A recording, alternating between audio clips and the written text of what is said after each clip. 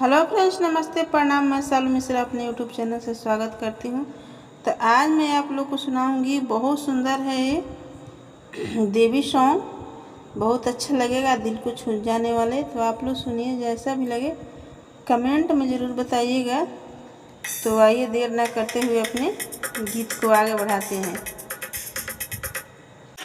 कहवा से आवेली दुर्गा मैया, अवरो कालिया मैया हो।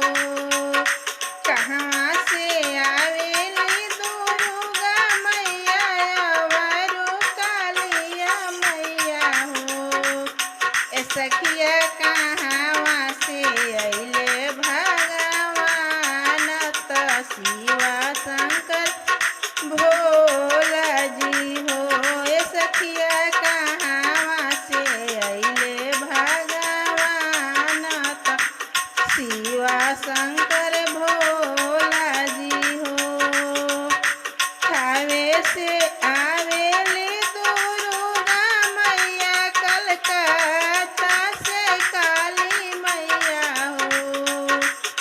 थावे से आवेली दुर्गा मैया, कलकत्ता से काली मैया हो। ए सखिया अयोध्या से अइले भगवान, त पर्वत से शिवा शंकर हो। ए सखिया अयोध्या से अइले भगवान, त पर्वत से शिव शंकर भोला हो। का चढ़ी आवेली दुर्गा मैया, का चढ़ी कालिया मैया हो। का चढ़ी आवेली दुर्गा मैया, का चढ़ी कालिया मैया हो। ए सखिया का चढ़ी अइले भगवान, त का चढ़ी शिव शंकर भोला हो। ए सखिया का चढ़ी अइले भगवान, त का चढ़ी शिव शंकर भोला हो।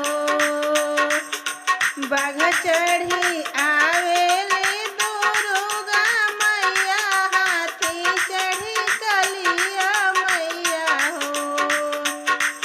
बाघ चढ़ी आवेली दुर्गा मैया, हाथी चढ़ी कालिया मैया हो। ए सखिया रथ चढ़ी अइले भगवान, त बसहा पर शिव शंकर भोला हो। सखिया रथ चढ़ी अइले भगवान, त बसहा पर शिव शंकर भोला हो। कहवा बैठाई बो दुर्गा मैया, कहवा कालिया मैया हो। कहवा बैठाई बो दुर्गा मैया, कहवा कालिया मैया हो। ए सखिया कहवा बैठैबो भगवान, त कहवा शिव शंकर भोला हो। ए सखिया कहवा बैठैबो भगवान, त कहवा शिव शंकर भोला हो। चौके बैठैबो दुर्गा मैया, अवरो कालिया मैया हो। चौके बैठैबो दुर्गा मैया, अवरो कालिया मैया हो। ए सखिया आंगने बैठैबो भगवान, त अवरो शिव शंकर भोला हो। ए सखिया आंगने बैठैबो भगवान, तयवारू शिव शंकर भोला हो। कथिए खियाई बो दुर्गा मैया, कथिए कालिया मैया हो। ए सखिया कथिए खियाई बो भगवान, तयवारू शिव शंकर भोला हो। ए सखिया कथिए खियाई बो भगवान, तयवारू शिव शंकर भोला हो। खीर पूरी खियाई बो दुर्गा मैया, आवरू कलिया मैया हो।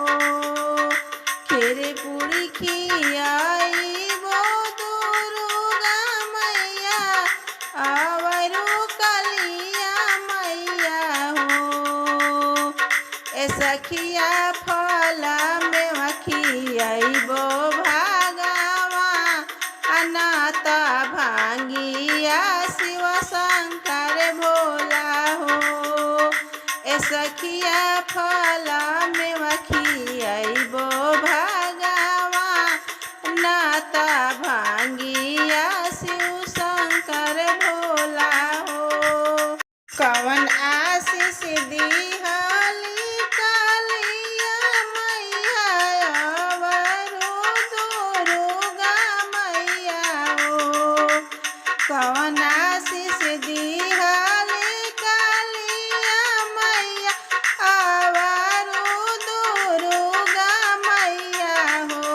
ए सखिया कवन आशीष दिहले भगवान, तयवारू शिव शंकर भोला हो।